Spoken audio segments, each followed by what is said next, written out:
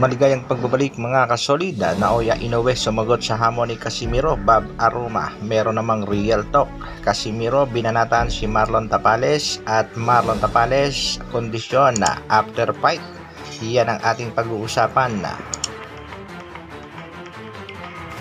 para sa ating nagbabagang balita. Tapos na nga ang bakbakan sa pagitan ng ating kababayang si Tapales kontra Japanese monster Naoya Inoue, na kung saan panalo nga itong si Naoya Inoue via round 10 technical knockout.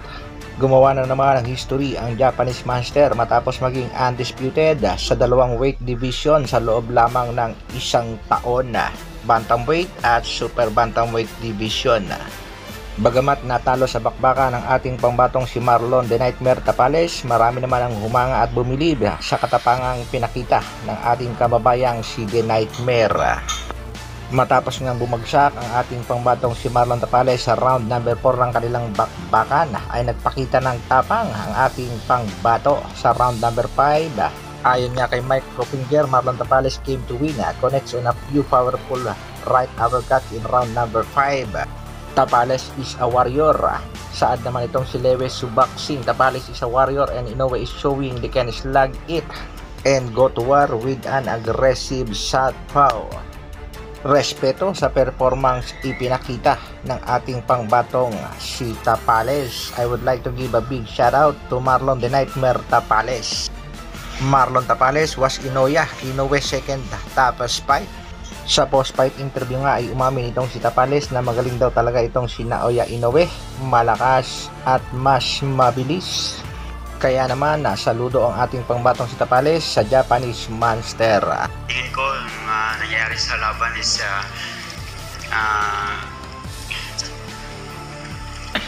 mabilis talaga si Inoue, so hindi ko masabayan. Yan ang ating pangbatong si Marlon The Nightmare Tapales. Karespeto, isang warrior at handang tumanggap ng kanyang pagkatalo. Sa kabilang balita naman mga kasolid, sa pagkatalo nga ng ating pangbatong si Marlon The Nightmare Tapales sa kamay nitong Japanese monster na si Naoya Inoue, nagbigay nga ng komento itong si Cuadro Alas, "It's my boy."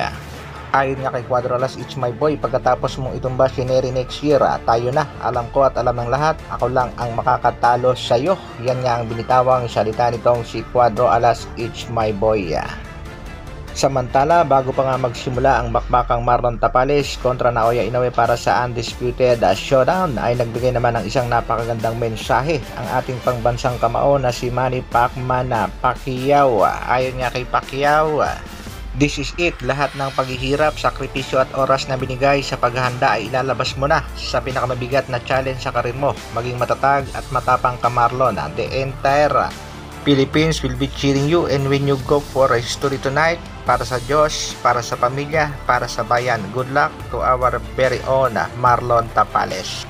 Bagamat hindi nga nakuha ang panalo, respeto at saludo pa rin sa ating pangbatong si Tapales. Heto naman ang binitawang salita ni Cuadro Alas bago ang laban. Mga banat para kay Marlon Tapales, courtesy Cuadro Alas TV Vlog. Pakinggan natin Nag-fight lang to kay Naoya Inoue. Wala pa na yan. Parang hindi na ayaw ko na manood, guys. Parang aalis ako.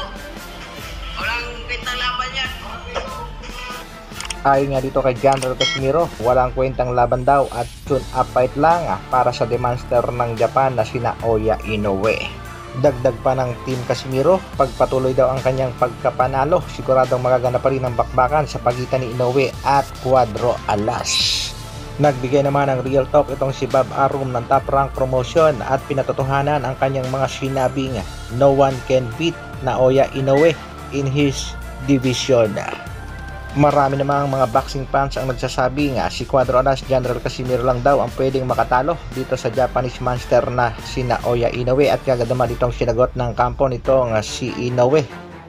Wala na nga daw pag-asa pang labanan ni Inoue ang ating pangbato nga si Cuadro Alas, General Casimiro, dahil sa tingin nila ay hindi naman daw makakapagbigay ng magandang laban ang ating pangbato nga si Cuadro Alas, General Casimiro. Ayon nga dito kay Mr. JM, uunahan ko na kayo, that version of Naoya Inoue will KTFO General Casimiro. Sabay follow up ni Kamao At sinabing ayon sa boxing MMA analyst na si Mr. GM, kung ngayon maglalaban si Naoya Inoue at General Casimiro, makakatikim ng tulog ang angas ng Pinas. Personal, hindi niya na dapat inaano yan. Huwag niya nang pangarapin yung laban na yan. Kasi hindi talaga. Kudos kay Marlon Tapales, talo ka man sa laban pero maraming mga Pinoy ang nanalo sa pustahan dahil masyado kang in-underestimate ng mga ibang boxing fans at sinabing hanggang round 3 ka lang kay Naoya Inoue. At para naman sa angas ng Pinas na si Cuadradas General Casimiro, good luck sa sinasabi nyo nga nalalapit na laban at sana ay makasagupa mo ang tinaguriang Japanese monster na si Naoya Inoue. Nasa kasalukuyan ay namamayagpag dahil sa mga performance ipinapakita sa bawat laban at posibleng ngang maging number 1 pound for pound sa Ring TV. Itong tinaguriang Japanese monster. Once again, congratulations sa ating pangbatong si Marlon The Nightmare Tapales. Hindi man nakuha ang panalo pero ituloy-tuloy lang ang laban. Maraming mga boxing fans hindi lang sa Pilipinas ang humanga sa katapangan ng ating pangbatong si The Nightmare Marlon Tapales. Hanggang dito na lang muna mga kasolid. Maraming salamat sa patuloy na pagsuporta at panonood. Isang like naman dyan at sa mga bagong mapapadaan sa ating munting channel, pasubscribe naman. Mabuhay Dr. Alvin Vlogs. Brrrr.